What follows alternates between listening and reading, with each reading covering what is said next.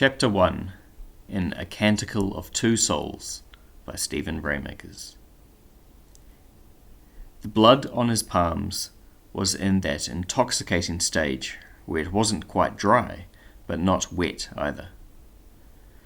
There was a time when only disgust and nausea had accompanied the sight of blood, the heat of someone's life spilled on his skin haunting his frantic dreams. However, he had overcome that. It had helped him overcome that.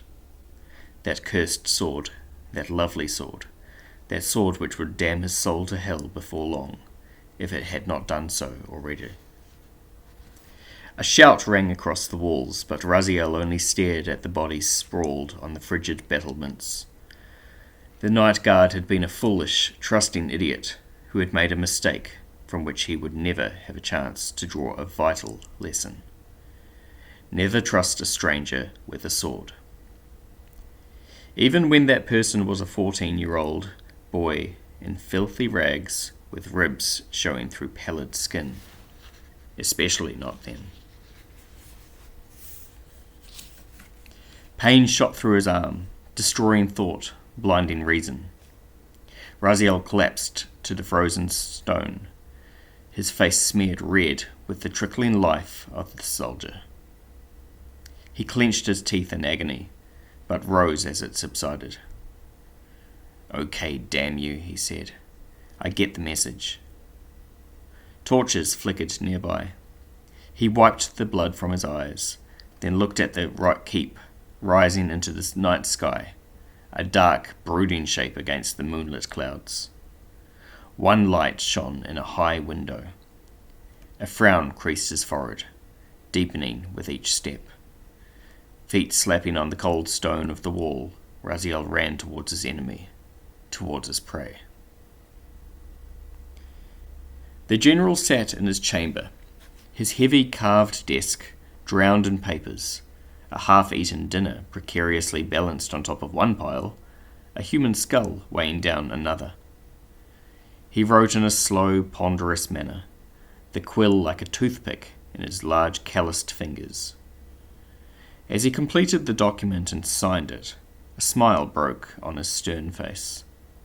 The single candle threw light on the suit of armour beside the desk, and his smile faded as he saw dust had settled once again in the crevices in the breastplate, and the royal Roshan blue cloth, spattered in black stains, had the telltale grey of cobwebs.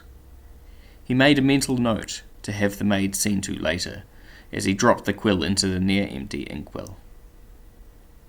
The door opened, and he turned his head, his jaw clenched as he prepared to admonish whomever dared disturb him.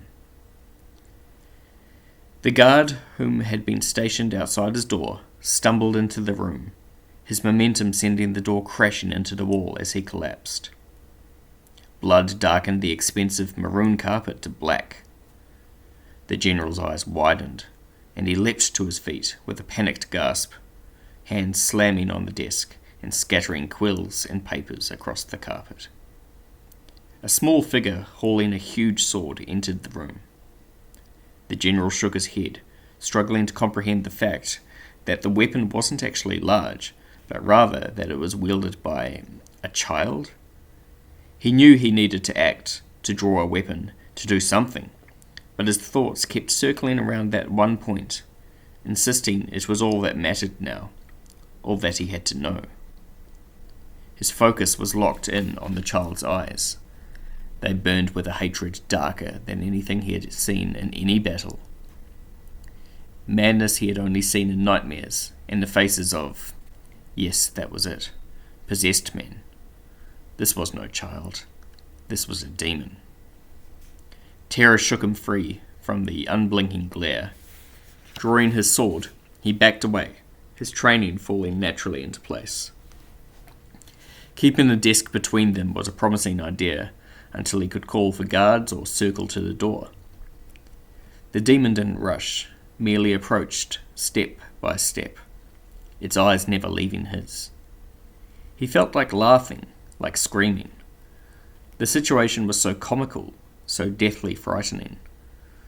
A rough smile formed on his grimacing face even as tears flowed down his cheeks, and a cry crept up his throat. The figure stopped, its face lit unevenly by the candle that flickered in the draught of the open door. Shadows formed and slid across boyish features, showing hints of the man he was to become, before vanishing in a flutter. The play of light and darkness was ever-changing. Only one thing was constant: the eyes. The sword pierced the general's neck before he registered the movement. Just a child, his mind screamed, as the blade bit deeper. Just a child, the blade chinked against his spine, a sound he refused to accept, a sound he had heard too often not to recognize.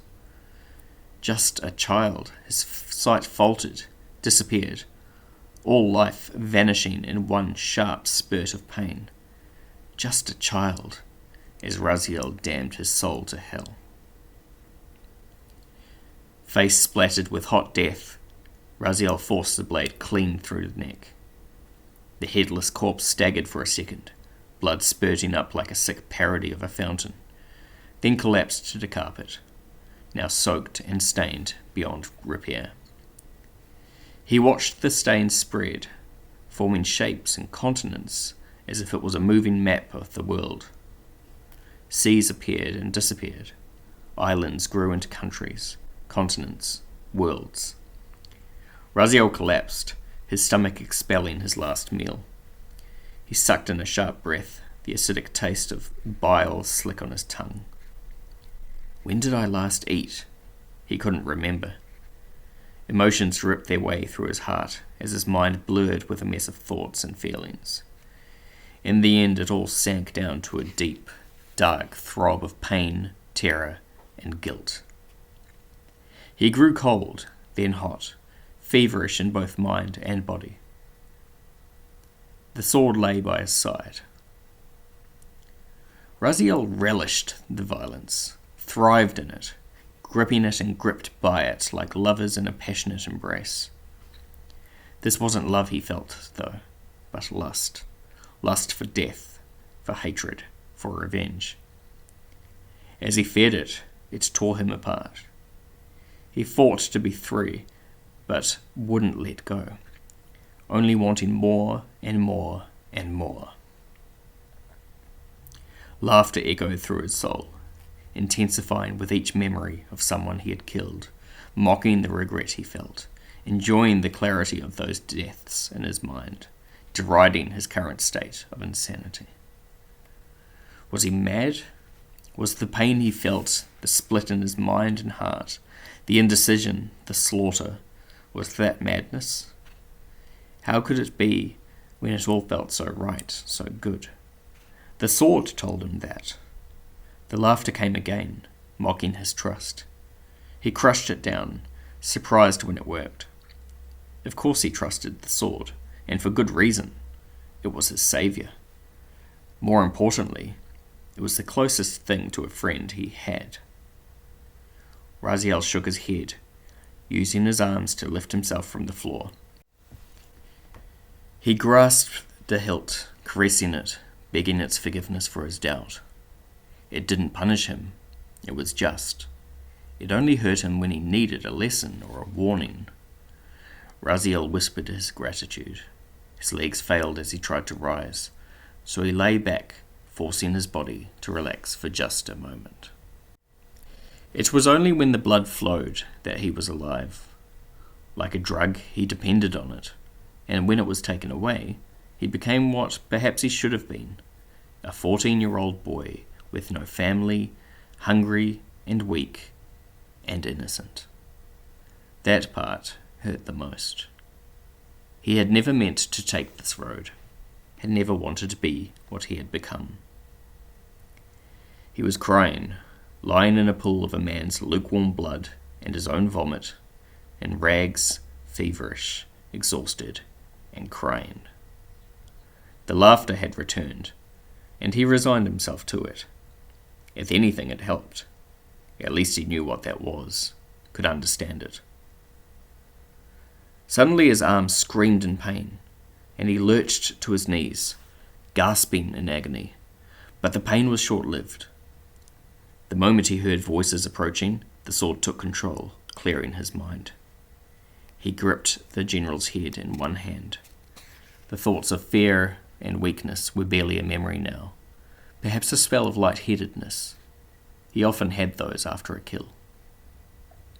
Pushing the distracted thoughts out of his mind, he opened the window of the keep and looked out at the cool night.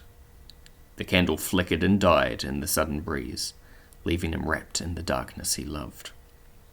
The voices he had heard were simply guards patrolling the hallways, some still excited by the corpse on the wall below.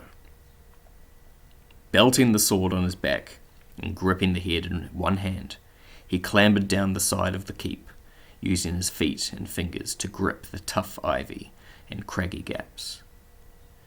The fact he could fall to his death any second only encouraged him, and he smiled widely as he climbed. The smile didn't reach his eyes, though.